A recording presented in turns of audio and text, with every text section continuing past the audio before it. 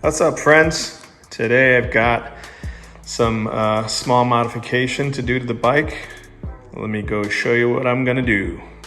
Here's the mystery package. So what these are, got some MachineArtMoto engine guards. So here's the stuff. Let me unpack this and lay it out, and we'll check it out. Here it is, all unwrapped. Got your directions, installation. Comes with 6 T25 20mm screws, 3 on each side, and then the left and right engine guards. Inside the engine guard is this rubber piece. This is, I'll put it up on a screen, but it's some kind of silicone or something. It's heat resistant, obviously. And they snap in inside here, just on a couple. There's a few tabs it snaps in. And then you can see here on the bottom, there's 2 screws go there, and then 1 screw goes in the top. So let's go take a look at the bike real quick. And while I'm doing that, here's the directions. If you've seen any of my other videos, you probably saw I did drop the bike, got a nice scuff mark there. So I bought these engine guards for 2 reasons. One, that's permanent, that's not coming off, so that's unsightly, I don't like that. So putting it on these new engine guards will get rid of this, won't see this anymore. It'll also protect all underneath the engine guard in case I do drop it again.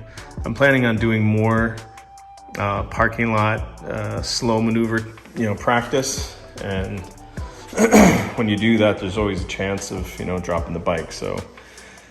And these huge heads that stick out are the contact point for this bike. So if it goes down, that's what it's gonna land on right there. So that's why I am replacing these.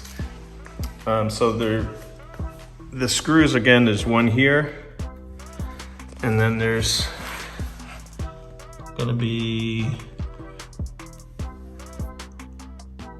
where's my, trying to do this upside down. Okay, so there's 1 here, and there's 1 here. So those are the 3 screws. So it will protect all of this under here, and you can see here, there's a little scrape here too from when I dropped it. I was going 2 miles an hour, if that, so it was just a direct impact to the ground. First day I had the bike too.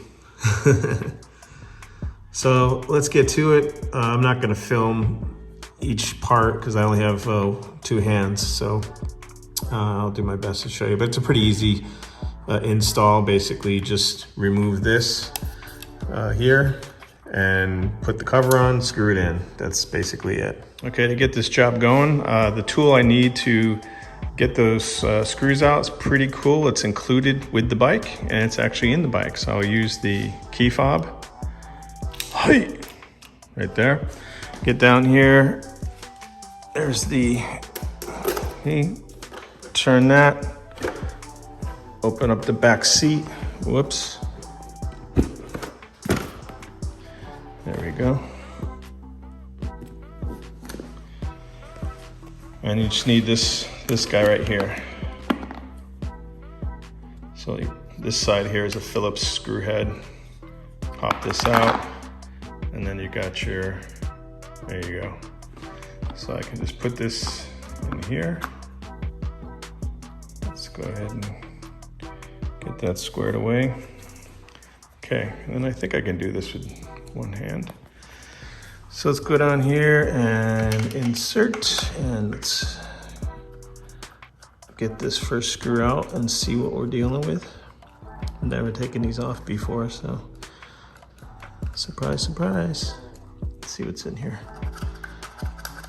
Okay, so this is the cover for the spark plug, I believe. Okay, that comes right off. Yeah, so that's the electronics there. That's the spark plug. And so to replace, we don't need to break the seal here to put this on. We just screw this thing right on, so it's pretty straightforward. So we don't need to worry about oil leaking out or changing the oil or anything like that. But in case you were wondering, that's what it looks like underneath that cover. And let's go get the protector and position it and see what it looks like. Okay, so I've got this one screw in, not tightened all the way. This one I got to put the screw in, but that's kind of what it looks like underneath there.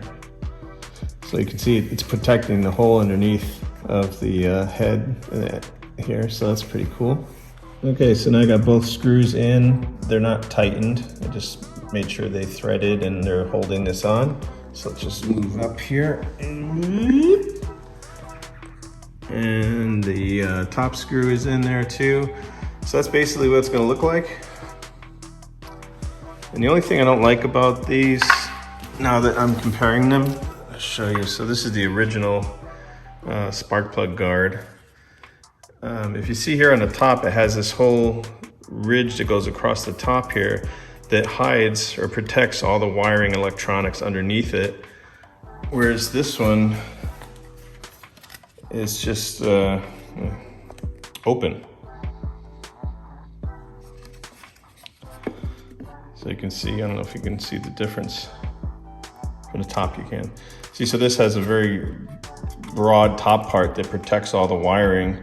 This one is open here. It kind of flows in with the design here though. Like it comes down here and it goes down. I don't ride in the rain a lot, but it just would be nice, I think, if that had more of a lip that protect all that. So you can kind of see it, it's all just sitting there. That's the only big difference, but looks pretty good. That's it. I'm just gonna put the other one on and then bolt them down. But let me just pull back here and you can see that's what it's gonna look like. I can live with that, looks pretty cool. And if I drop the bike again, I won't be scratching those lovely metal head covers there on this boxer engine. Here's a look at it from the front.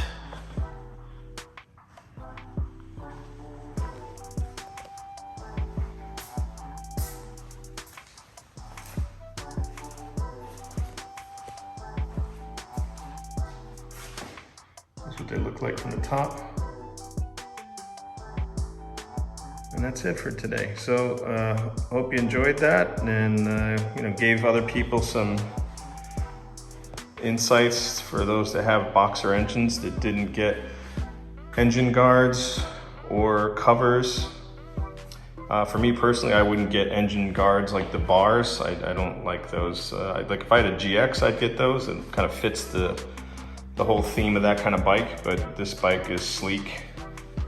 More sleek and sexy, so I want to keep the protection kind of on the down low, if you will, so it doesn't mess up the symmetry of the bike. All right, that's it. Talk to you later. Thanks for watching.